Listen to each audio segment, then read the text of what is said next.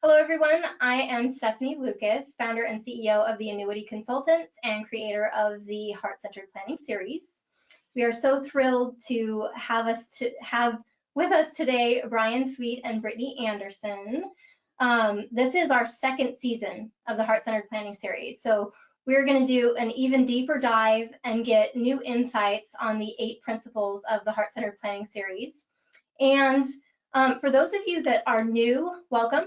And those of you that don't know, my company is an FMO. So we do work with independent insurance agents, RIAs, IARs, and really anyone that does comprehensive planning and utilizes insurance in that plan.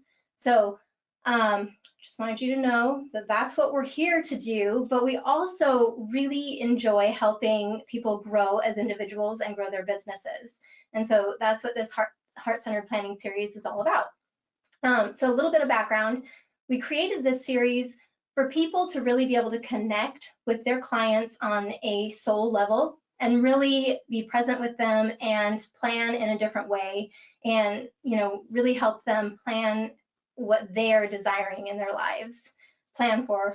And really taking their business to that next level and really being able to create this as a calling and not necessarily just a job. So we're looking to help people go deeper. And so before we get started, a couple of housekeeping tips. If you guys would, during the broadcast, put your questions in the panel to the right.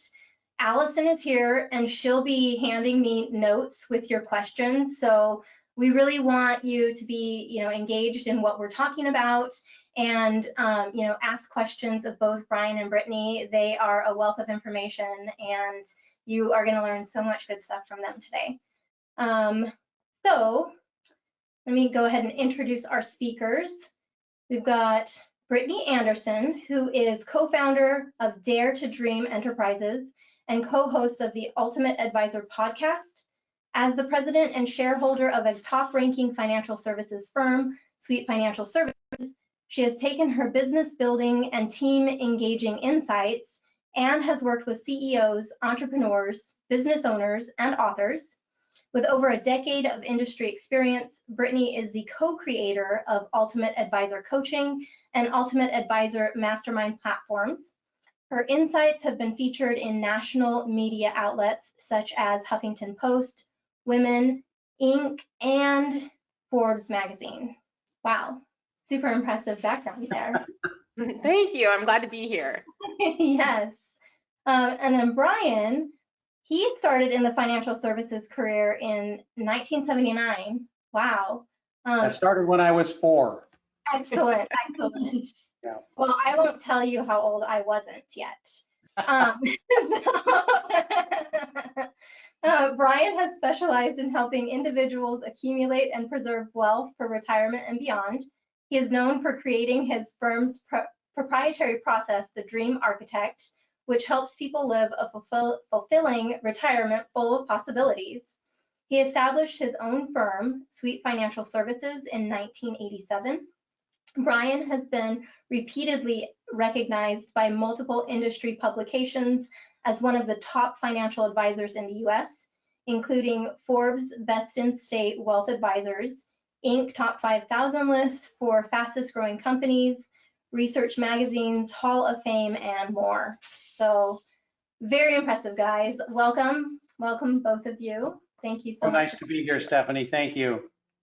Yes. I'm so excited to talk about everything today because what you've created is so heart-centered and is very much in alignment with what I'm doing and really trying to create this movement in the insurance and financial space to bring more love, compassion, and kindness to the industry. So I really appreciate what you're doing out there. So, all right. Well, without further ado, we'll get started and dive into the questions. So, in your own words, what does it mean to nourish your personal power? And we will start with Brittany. So I'll help you both. Ladies first, yes. I like it. When I think about, harnessing your personal power, it makes me think about Dan Sullivan, the founder of Strategic Coach. And it's really the notion that we should be focusing more and more on our strengths versus trying to improve our weaknesses. And the whole premise behind it is that, if you continue to work on your natural weaknesses, all you're ever going to have is strong weaknesses. So I think about your personal power is really leaning into the things that excite you, the things that make you happy to get out of bed in the morning, and Yes. leaning into that fully so that you can truly live up to your own inherent potential. I think that's as simple as it gets. Perfect. I love that. I was actually telling Allison, of all the topics we talk about, this is the one that people are least interested in. And I think that it is the one that people should be the most interested in, because we give away our powers so often.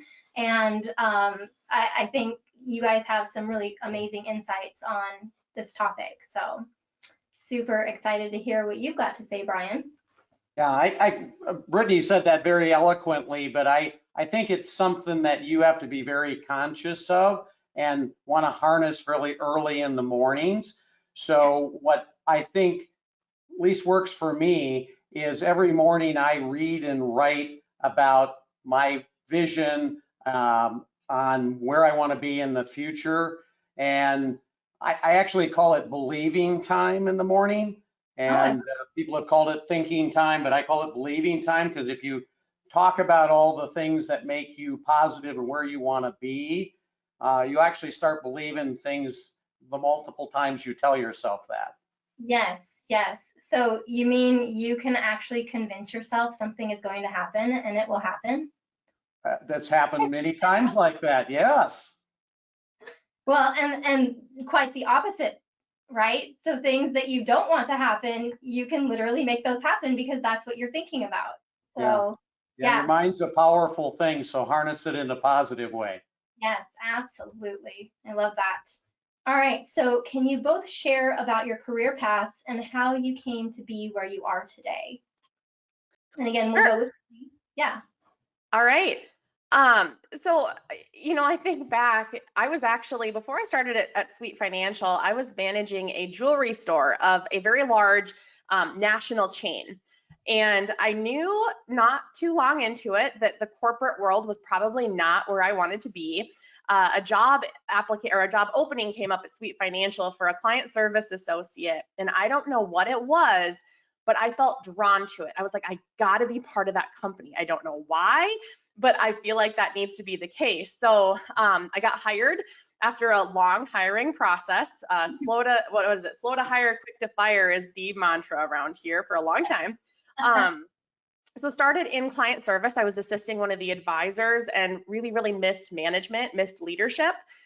So after some turns of events, I was able to move into the director of operations role, then navigated into a COO role, and then now the president. And I like to tease Bryan a little bit, because back in the day when they were looking for a new operations person, they had been scouting. So they were looking everywhere, top to bottom. The gal that was in the position before, she was moving out of state. And I sparked interest with the recruiter that they were using. I said, hey, I'd really like a shot at this. And after talking to me, the gal told Bryan, like, why don't you just hire Brittany? Like, that would be easier. Well, part of the recruiting, they were offering a Mercedes, and I never got one. Oh, dang. Darn it. No, but it was the best story. decision. Yes. It was the best decision and best career path I could have chosen. And it's been one of those things where from there on out, I've just never looked back. That's awesome. And I love that you have told me this story before, and I encourage people so often that have been in this business as long as you have, Bryan, to bring young people like Brittany into their practice, because there's so much changing with technology and things evolving so much in our industry that is so important to bring that together. So I love that you did that. So Yeah, I can't tell you enough good things. We've got some very, well, compared to me, young people in our firm, and amazing things that they do, and different skill sets that are so complementary to what I do. And that way you can focus on what you're exceptional at, let them do what they're great at, and the combination is, an amazing team. yes, I love that. Yeah, and we always talk about that. If you don't like it or love it, you're not good at it, find somebody to outsource it to, So Exactly. all right. Now, how about you? You want to share a bit? Yeah, let me I'll give you a quick rundown. So in college, I wasn't sure what I wanted to do. My advisor was also a district manager for an insurance company. So he said, well, why don't you just start in insurance sales and nothing else, it'll lead to something. Well, that certainly did lead to other things. I went from working for insurance companies to a wealth management firm. I joined Raymond James about 34 years ago and have been with them ever since. So it's kind of a slow progression, but it started actually in the insurance field. Nice. Well, you guys have just done such an incredible job, and we didn't even really touch on what you're doing on the coaching side of things. So you've really branched out and have been able to help other people learn how to do this business in a different way as well, which is amazing. Well, thank you. Yeah, I mean, so many people have helped us over the years. It's a little bit of our way of giving back. Yes, I love that. So was there ever a time when you weren't fully embracing your true potential, and did a shift occur that caused you to make a change? And so we'll start with you on this one, Brian.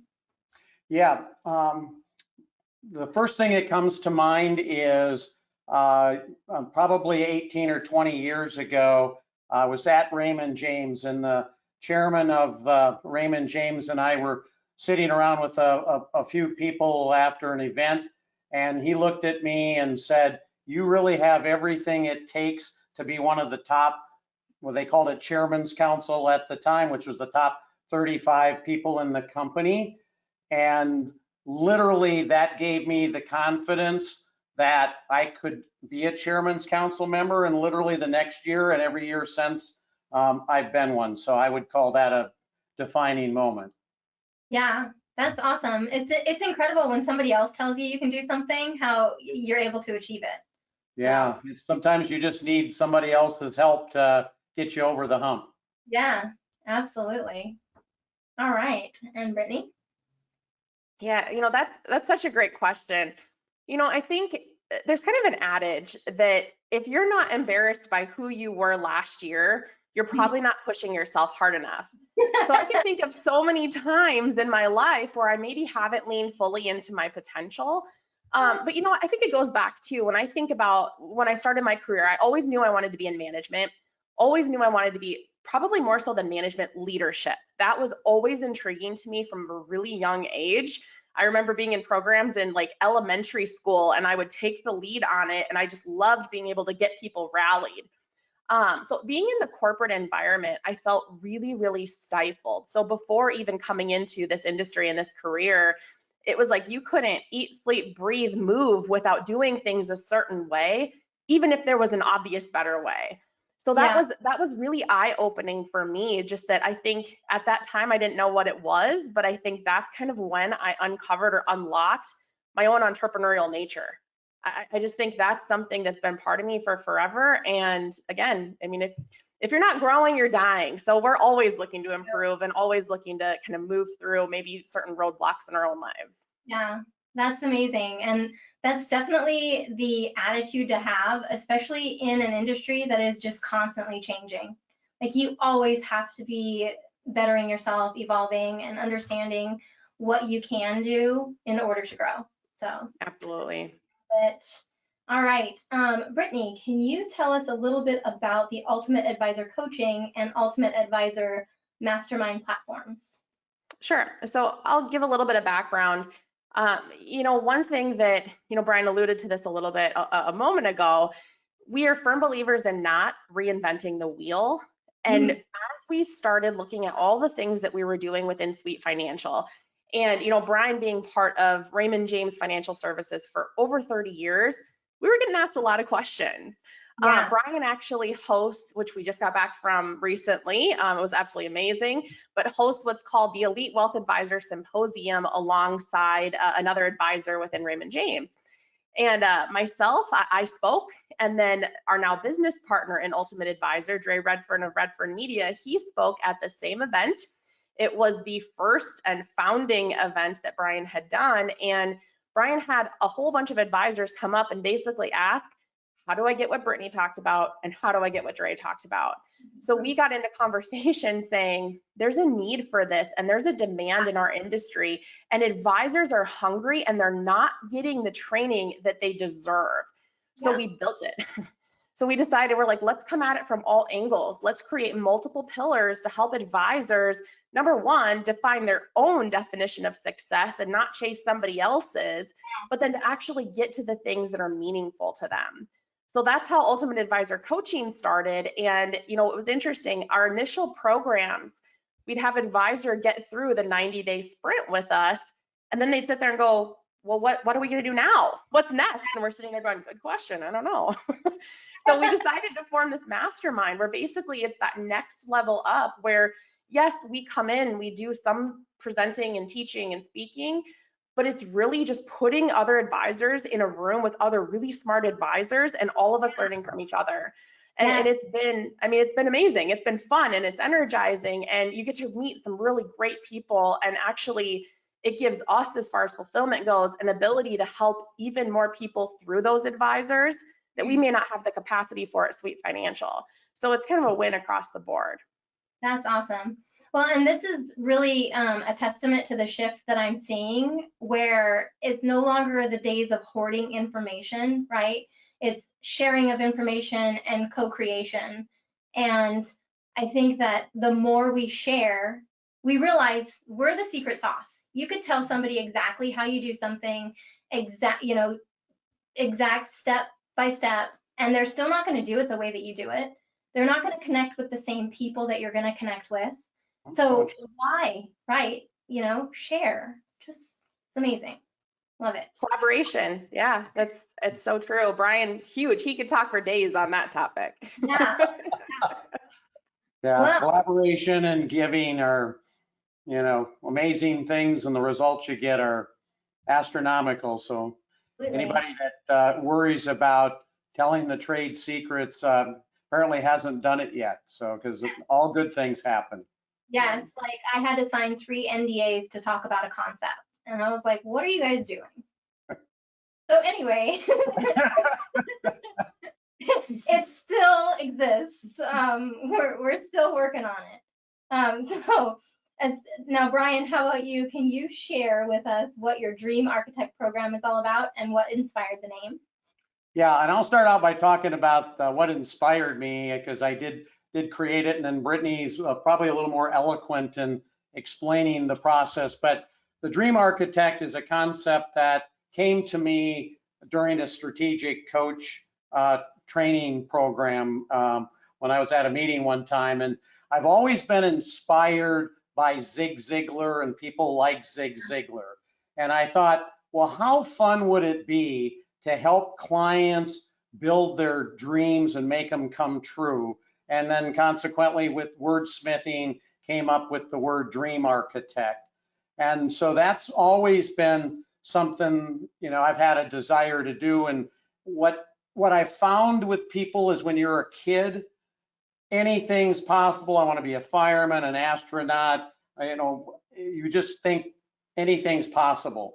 And then you go to school and people start telling you, well, that's silly, you can't do that, that's not possible. And then pretty soon we start believing that.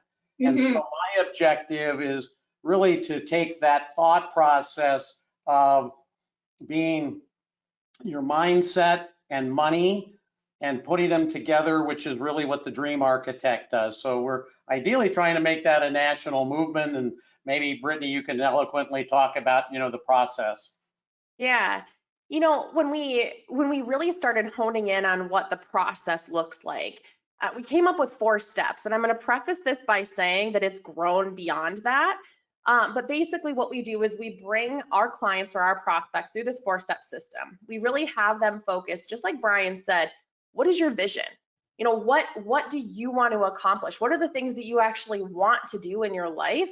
Let's put that money to work behind it. But if we don't know your why and your purpose, then it's hard for us to make sure that we are meeting the goals and the dreams that you have for your life. So Yeah. part of it is going through that visioning exercise. Then you move into the blueprint where we start drafting and saying, okay, so let's run some scenarios. Let's look at, if you were to do this, you say this is important to you. If you were to do this, what does that look like? How does that affect your plan? What does that look like for the future? Then we go into the build. That's essentially where everything is locked in place. We said, okay, we've collected all the information we can. We fully understand where you're at. We are on the same page. We know what you want to accomplish. Let's do this together. From there, you go into the maintenance, and it's just like, you think about the word architect. It's the same thing as building a house. You got to have a vision for it. You have to have a blueprint to follow. You got to build the darn thing. And then if you want it to stay healthy and you want it to continue to be that castle that you're comfortable in every day, you got to maintain it. So that's really where we said, okay, let's get these steps in place. But what we found in recent years, especially, is it's so much bigger than that. I mean, it's literally how we do everything at Sweet Financial. So from the time somebody walks in the front door, I mean, we have a beautiful display of dreams that we've helped clients realize and accomplish. We have fresh homemade cookies that are baked in office that are there to welcome people. We have every drink preference you can imagine. We have warm faces when you walk in the door. I mean, we're treating this like you are our closest family, and it's because we care. So it's really it's every engagement. It's not just, hey, 4 steps and then okay, now you're in our process and it's boring from here on out. It's fun and it's engaging, and we just continue to learn so much about clients. That's awesome. So it sounds like you're creating an experience for them too. Hands down. Yeah. Very much so. Yeah. Beautiful. And your attention to detail is impeccable. Like that, I think detail is one of the most important things when it comes to anything. So, yeah. Well, Brian is Mr. Eagle Eye. So that guy sets the stage for all of us to follow. His attention to detail is second to none, I will tell you. Awesome. Love it. That can be good or it can be bad depending on how you want to look at it. Blessing and a curse. Yep.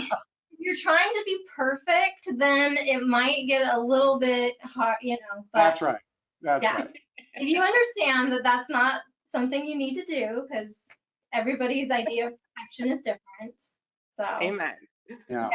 We definitely practice the 80% rule. If something's 80% done, we take action on it and roll it out and then work on it to make it better. Yes, definitely. I do that as well. And sometimes it's good that not a whole lot of people saw it yet. So how do you attract the right clients by promoting your unique strengths? That'd be a Brittany. Yeah. I got this. Something that we don't do, I'll say this first, something that we don't do is focus on performance, returns, some of the more technical and honestly commoditized aspects of our industry. When you think about strengths, and I mean, you can see it and feel it. Brian would talk to you about dreams all day, every day of the week. And I'm the same, and our team is the same. So when we're looking at attracting clients and just growing the business as a whole, I mean, we may have somebody approach us that has millions of dollars to invest, but if they're not in line culturally with what we do and where we add the most value, it makes it a heck of a lot easier to say no. So we're fortunate to be at that point in the business where we can really work with people and attract people and approach people that are completely in line with our value add, and it makes work a heck of a lot more fun. That's awesome. Yeah, and that's something that I teach the people I work with as well. It's like you don't have to work with everyone. In fact, it's really good to say no to people that aren't in alignment with you. Especially if they aren't, they could end up being so much more work than it's worth, So definitely. And every time, I mean, that pans out every time. And you talk to, and it's great because we talk to advisors from all across the country and everybody has the same story. When you take somebody on that is just in your gut not the right fit, it never turns out wonderfully. So I think that's an important lesson for advisors to embrace. Yeah. So would you say that your model is more like narrow and deep versus wide and shallow? You follow that? Yeah. Definitely. Yeah, that is how I work. I'm not like most FMOs who are just trying to work with everybody. I'm very, very much looking for a specific type of client. So excellent. Yes. All right. So, Brian, how did you grow your business to almost $1 billion under management? And what advice do you have for others about how to do the same? Yeah, I could probably talk for the rest of the podcast on things, but I think maybe three things, and then Brittany maybe add some thoughts here. First of all, you have to build an amazing team. You cannot do this all by yourself.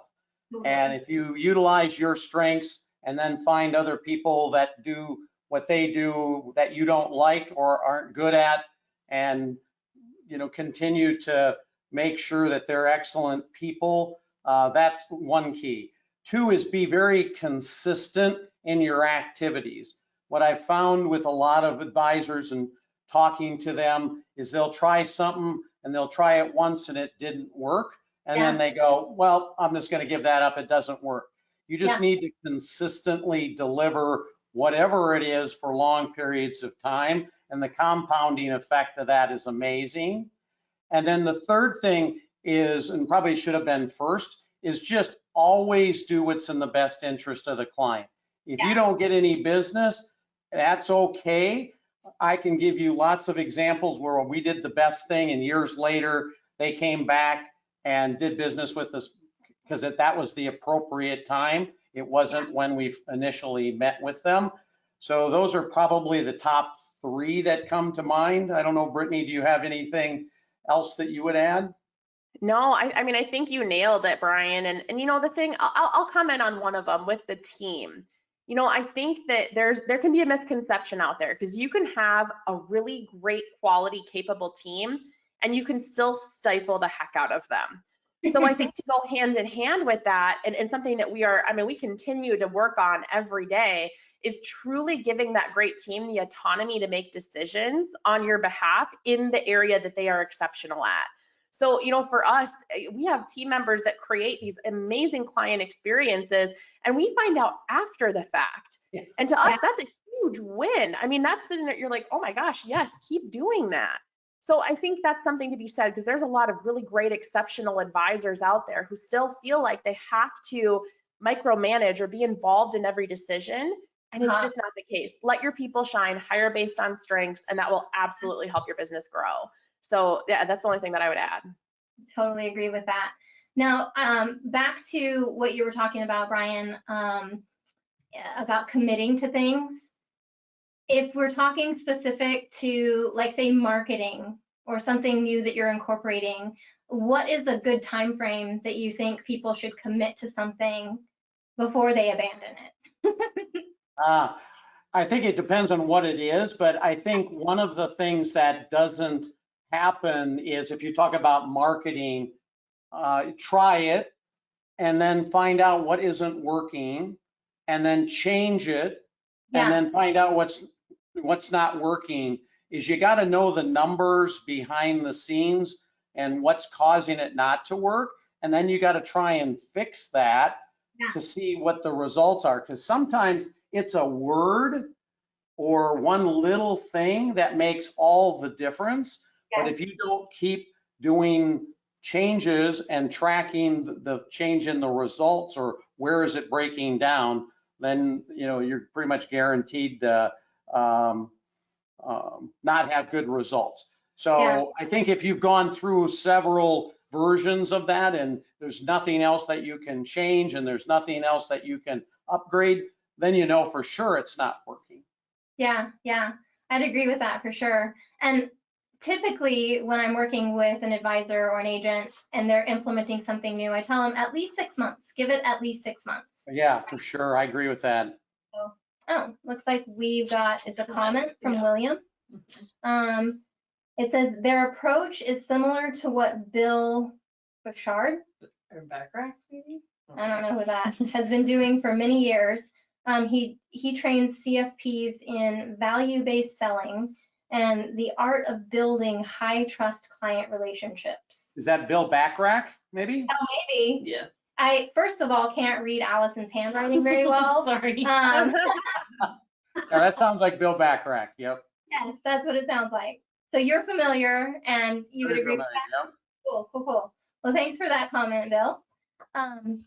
Yeah, I've And then, actually taken some training from Bill over the years. oh, nice. Yeah. Very. Yeah. So one other thing too, I wanted to comment on when you're talking about building a team. I think that there's a misconception that you have to have like, a huge budget and full-time staff and all of these different things in place, in order to do what you want to do.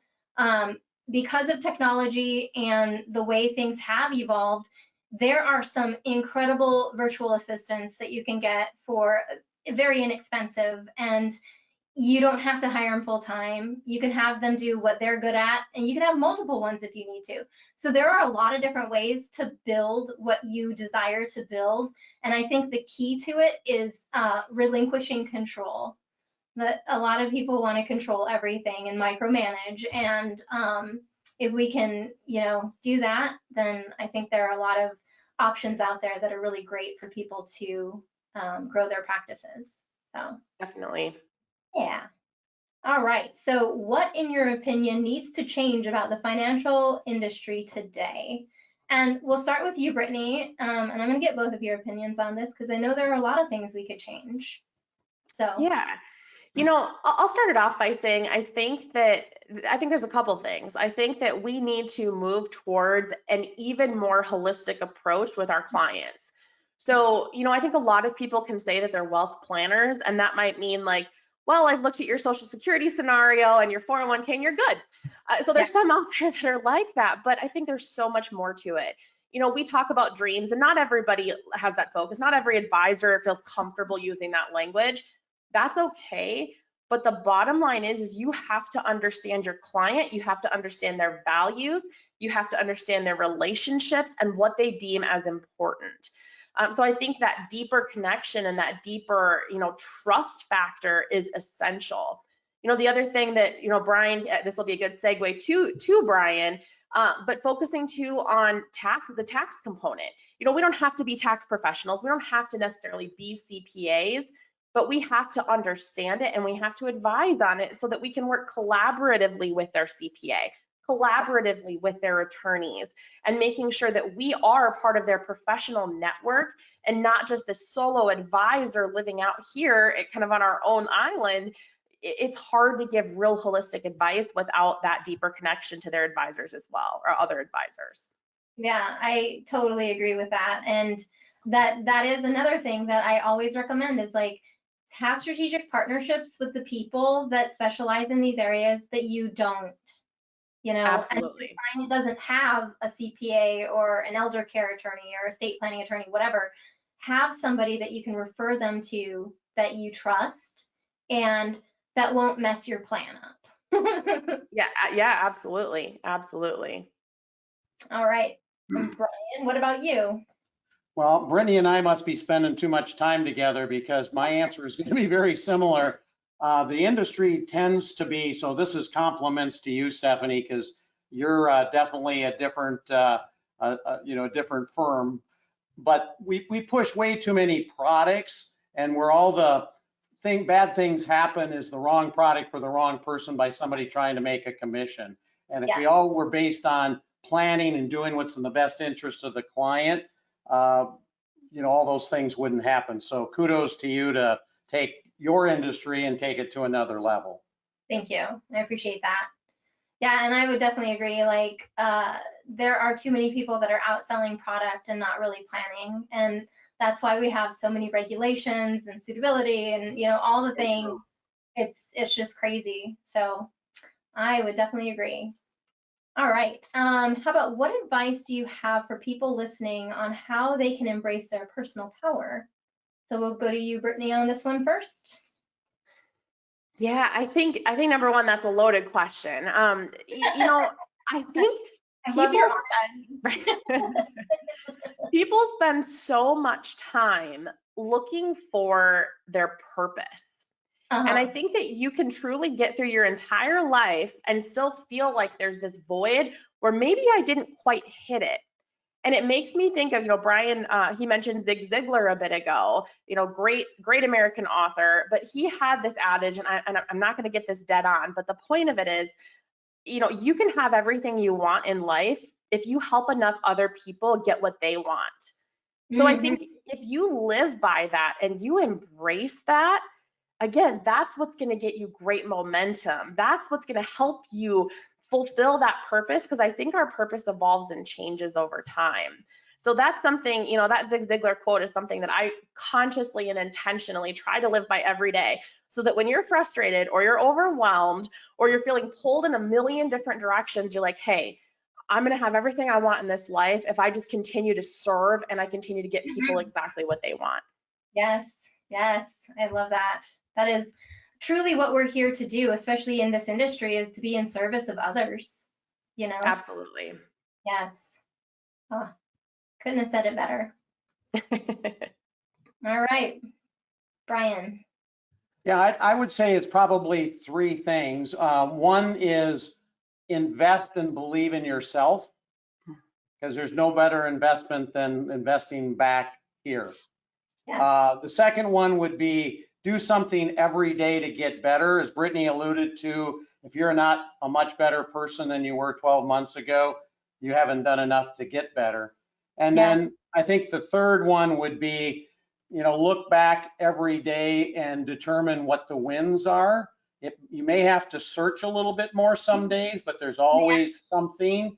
And then make sure you look at all the things that you're grateful for and write it down.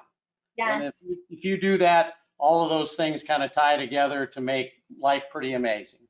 Yeah, it is incredible, because you can definitely overlook those things. And writing it down is going to keep it top of mind. So I do recommend having a gratitude journal. Like, that is one of the best things that you can do for yourself. And just realize that there are so many things to be grateful for, and not to focus on the negative. That will definitely take you down. All right. What types of daily routines or practices do you have in place to stay centered and focused? I know, Brian, you touched on this a little bit about your morning routine, but do you have other things that you're doing regularly, even if it's not every day, to keep you centered and focused? Yeah, I try to read all of my goals and dreams. I try to listen to or read a couple of positive quotes. I do write my wins and my gratitudes. It's actually in my planner. All these things are in my planner. So I start my day with that. Another little thing that I have had very good luck with, and I try to get my team to do this, there's Darren Hardy, who's really an amazing individual. He started Success Magazine, and probably most people have heard of him. He has this morning, it's maybe 5 minutes a morning, called Darren Daily. And it's just something positive to start every day. I do not miss that. And he's a personal development guy, and he just gets you to think, what you should think, and, not pity yourself, and get you to, get over the humps and things that we need sometimes. So besides those things, those are, if I can get those done every morning, it's probably going to be a pretty good day. Awesome, awesome. And one question, even though this wasn't included, do you meditate?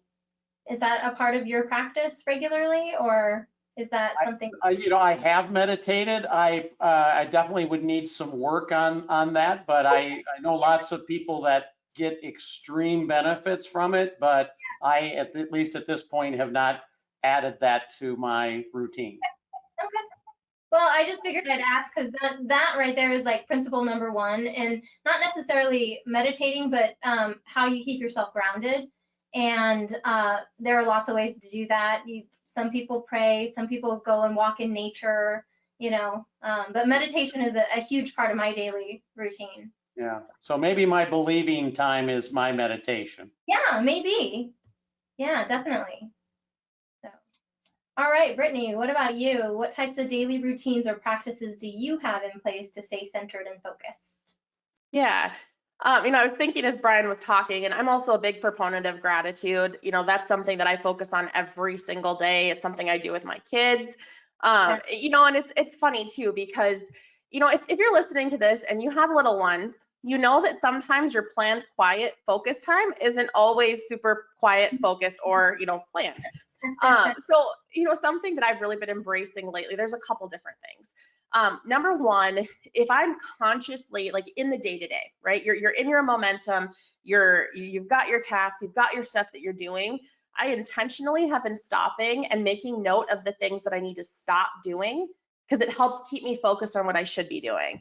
So that's something, it's evolving and changing all the time, but I intentionally have been doing that. 2021 has been a big focus of mine, and that's the only way that you could delegate effectively is if you identify. The other thing, and this is kind of a silly fun one, but just being able to kind of let yourself laugh and be silly at least once a day. Again, I think about my kids, and we have dance parties in my kitchen, and we're all barefoot, and we just have fun. And honestly, it's moments like that that let you not think about anything. So when you do come back to your desk in the morning, I mean, you have that little recharge. And I think, whatever it is, it doesn't have to be rigid. You don't have to get up at certain times in the day, like some productivity coaches tell you, or if you're a night owl, you don't have to do these tasks by this list or whatever. I think you just have to find something that works for you and that, clears your head and allows you to decompress. And that in turn affects your focus. Yeah, I totally agree. And especially dancing, like that is it's so important to move your body. So yes. That's a really great way to do it. I love it. Yeah. It's fun. Well, that is almost the end of my questions. Do you guys have anything else that you want to share with the audience before I ask you the last question? Any other like resources or? Yeah, so, we actually, this is an exciting time because we just launched our newest book. We have a book called The Ultimate Advisor. There's 12 pillars to building essentially what we've done to create $1 billion assets under management firm. So if you just shoot, we're gonna make this super simple. You shoot an email with book in the subject to support@ultimateadvisorcoaching.com. We're gonna send you a free copy. Again, our whole mission in what we do, whether it's with our clients or with our advisor clients, is really helping people define what success looks like to them and helping them focus on the things that matter most. So we're happy to give that as kind of a free giveaway to anybody who's listening. Awesome. And I would add, I'm sorry, I interrupted you, Stephanie. Go ahead. No, you go ahead. Okay. The only other thing that I would add is another book that was written by Dr. Benjamin Hardy and Dan Sullivan that has probably had the most significant impact on what we do and how we do it this past year. And it's called Who Not How. And it's really all about collaboration and finding who's the expert in what you're trying to do and how do you bring them into your firm to collaborate with what you do. Less stress on the team, get your results quicker. If you take that book, I've read it 3 times already. If you just take that concept and implement it, lights out, huge improvement in productivity. That is awesome. I love that. And these resources too, I will mention in the email that we send out with the recording, so everybody will have it. And my last thing was about your gift that you had for the audience. So your book is your gift, which is amazing. Can I get a copy of it? Absolutely. We'd love to send you a copy. Awesome. Well, that is it for today's session. I want to thank you both for being here. I thoroughly enjoyed our conversation and absolutely just love what you're doing out there. So It's been such a treat to be here, and thank you for having us. Thank you. Yes, thank you, Stephanie. Absolutely. So I want to thank everybody else for joining us as well. I hope you found our session valuable. Our next one is going to be on July 27th. We will be interviewing a gentleman with Deutsche Bank. He is coined the Yogi Banker. So he's created some cool programs within Deutsche Bank where he teaches yoga with everybody, employees, management. It's very cool. And then we have, let's see, in order to get the guides that go along with our Heart-Centered Planning series, visit our website at theannuityconsultants.com and go to Heart-Centered Planning. You can download all of the guides there and then also hear all of the webinars that we've done in the past with previous speakers. And follow us at the Annuity Consultants on Facebook, Instagram, LinkedIn, and YouTube. So with that, I appreciate it. Thanks, everybody. Have a great day. Bye for now.